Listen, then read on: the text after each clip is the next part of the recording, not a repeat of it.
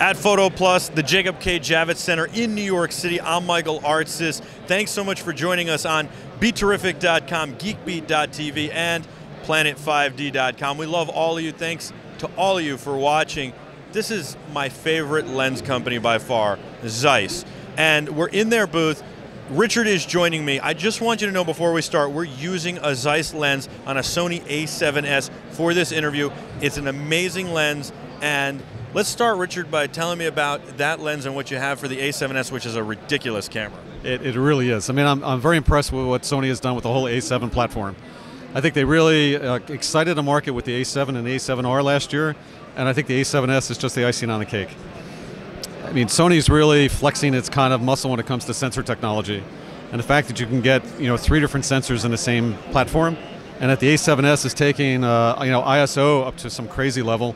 And the stuff I see from some of our photographers using our lenses in low light conditions is just knock your socks off. At Photokina, we introduced a new family of lenses we call Loxia.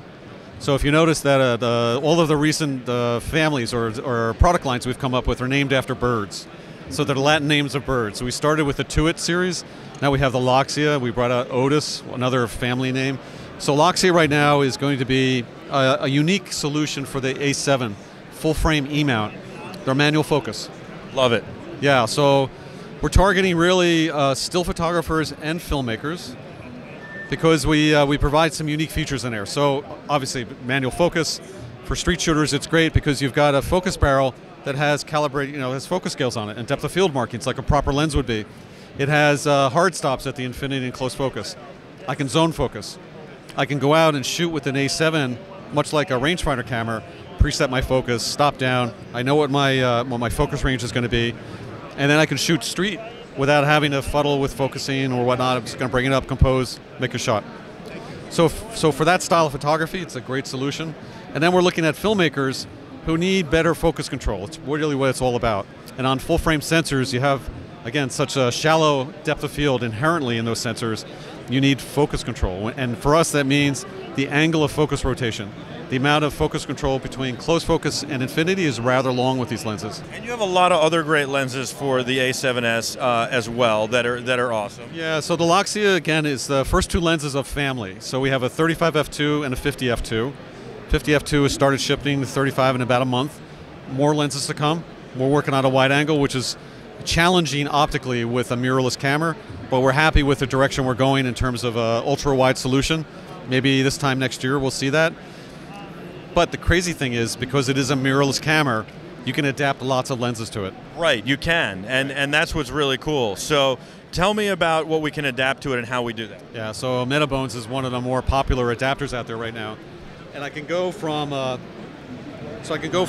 this is for those who can't see because the lens is mounted to the camera, this is what the Loxia series looks like. So very small and compact, very nice. Exactly, so manual focus, small, lightweight, nicely styled. Again, focus scales, depth of field markings, manual iris.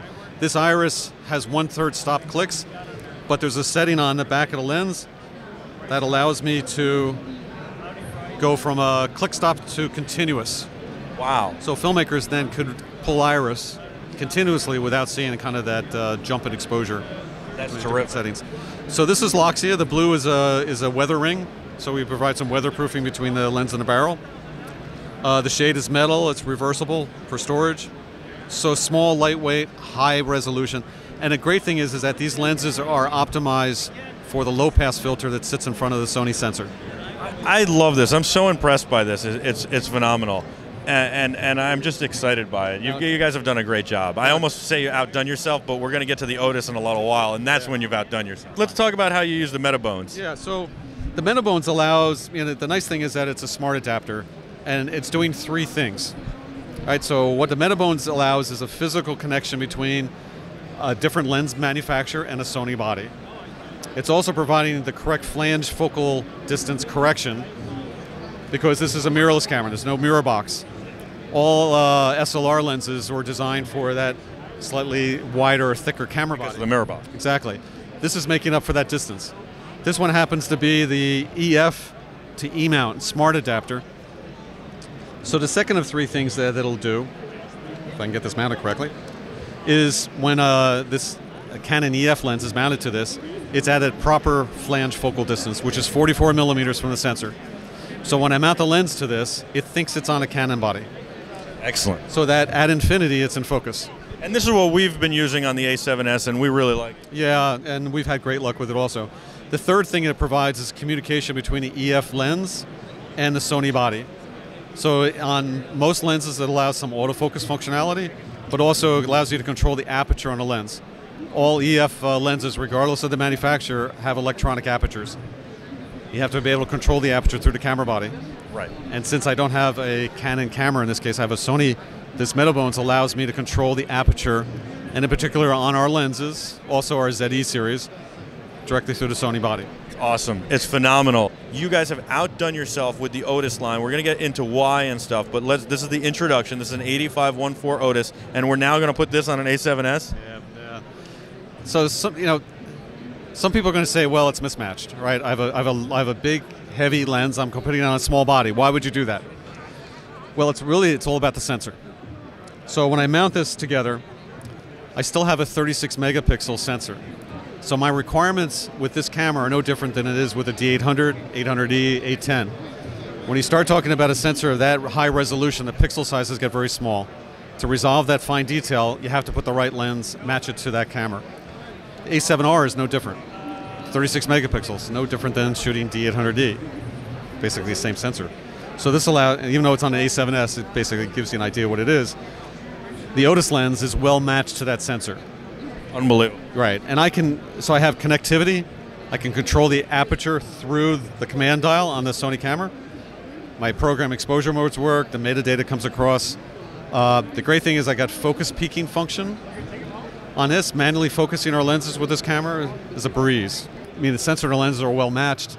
The focus peaking function's great. I've got a screen that articulates a little bit in the back, allows me to put the camera into positions that are difficult to do with a DSLR.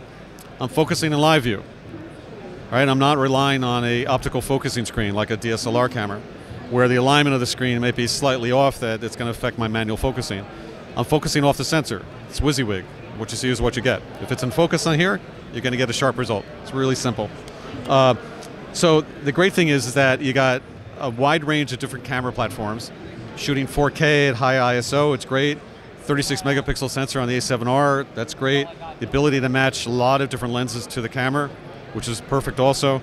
And now we have this new kind of Loxia series, small, lightweight, nicely matched to the camera, and optically matched well to the sensor. I love it. That's great for traveling. And this, so I was just blown away by some of the images you showed me from Otus. Otus is, you guys say, the best lens you've ever made. Yeah. And I've just been blown away by it, and especially like you just showed me a comparison of a D800 from Nikon, which I love. I think is the D800. I haven't shot with a D810 yet, but I think the D800 is the best DSLR out on the market. And you showed the comparison of that to a Hasselblad with the same Otus lens on, to a Leica with the same Otus lens on. Talk about the lens. Yeah, so what started this project for Zeiss maybe 4 years ago now was that we wanted a solution for the medium format customers that used to use Zeiss on their Hasselblad, their Rolleies, and their Contaxes, but who migrated to full-frame DSLRs. And we still see them as Zeiss customers. And what we wanted to do is design a family of lenses that gave them the mechanical control and the optical results that they expect from a Hasselblad, but for their Canon or Nikon camera. So that was the kind of the seed that started the Otus family.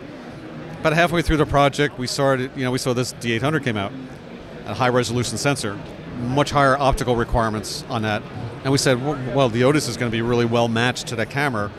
When we brought the 55 one out last year, we did side-by-side comparisons to medium format, because the comments we were getting early on is that it's a $4,000 manual focus, normal focal length lens. What were we thinking? And there, it's all about, again, matching the right lens to the camera. And we said, we believe that 55 Otus on a D800E would be comparable to medium format at a much lower price point. So price at that point is relative. Yes, it's a $4,000 lens, $3,000 camera body, but it's a $7,000 basically giving the same results of medium format that would cost you upper 20s to mid 30s. Right, and I just saw the comparison, and honestly, I went back and forth, back and forth, back and forth. I could not tell the difference. I really couldn't. If a blind comparison, I wouldn't have been able to pick a better picture from one of the three. They were all amazing and stunning. We looked through a lot of comparisons like that. And the one thing I thought is so great about the Otus is that you guys, when you were going to the engineers to engineer it, you didn't say, let's compromise here at all. You pulled out all the stops. Yeah, so normally it's lens design is always about compromises. You know, you try to make the best lens you can, the fastest aperture, attractive price point so it's competitive in the marketplace. It's not too big, not too heavy. It's always a compromise. And we knew with this series we wanted to basically take all those restrictions away and say to the optical and mechanical designers, just make the best lens. Forget about the price, cost, you know, the weight of the lens, the size of the lens. Make the best lens you can, and they did. It's really, truly the best lenses that Zeiss has made. Well, it's phenomenal, and what I see is that, look, you can use your D800 now for everything, even, you know, high-end magazine work, medium format stuff, billboards, all sorts of stuff, or you can put it on a Hasselblad or a Leica and get amazing results. And again, it's not for everybody price-wise.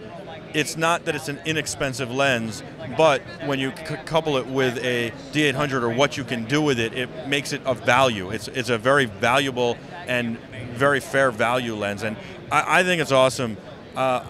You know, you guys have outdone yourselves. So I can't wait to see what's next. I love Zeiss glass. Thank you so much for taking some time with us. You're welcome. And it really, if you want to know what the best glass is, it's Zeiss. So make sure that you're shooting with it. That's the bottom line. And glass makes all the difference in the world. And they're not all $4,500. They start at like $600 for an EF mount, 50, 1.4, $650, something like that. So, you know, get that when you're thinking about your next investment in glass, because it will actually make you a better shooter. It will make your shooting better. So thank you so much, Richard, for joining us. I really do love the Zeiss glass, and what you're doing here is phenomenal. And I love pushing the limits and saying, let's throw caution to the wind, let's break all the rules, and let's give them the best thing possible. Exactly. Take it to another level.